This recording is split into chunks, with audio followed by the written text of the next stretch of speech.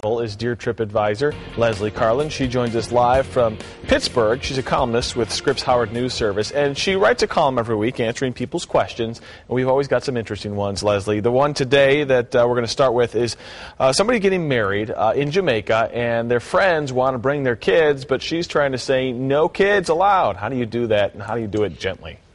Yeah, well, when you're planning a wedding, there are things you can and can't control, and it's totally your call whether you want the kids at the ceremony and, the reception and the rehearsal dinner, the wedding events themselves. But if the parents just want to bring the kids along and make a family vacation out of attending your wedding, there's really nothing you can do about that. Problem, of course, is making sure that they actually do intend to leave the kids with a sitter during all the wedding stuff. So what I would recommend you do is arrange for that sitter yourself. Most resorts would be happy to find a babysitter, and then you can just tell the parents, glad you're thinking of coming, and just so you know, we're going to have babysitting available during the ceremony and the reception. I'll send you more details closer to the wedding. I've been to weddings where they've had that. They've had sitters or daycare provided, and that's a huge help for parents.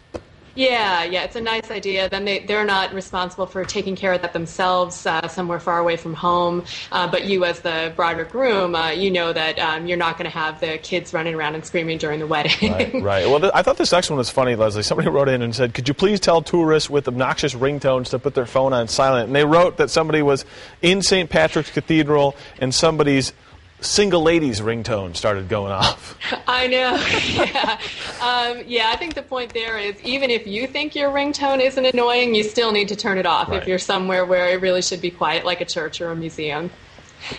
and this other last question I think a lot of people deal with all the time. Pet-friendly hotels, but what if you're next to a room with a dog that won't stop barking? What do you do? Yeah, you should definitely call the front desk and complain. Just because it's pet-friendly doesn't mean that it's barking tolerant. And so definitely, if it's bothering you, say something.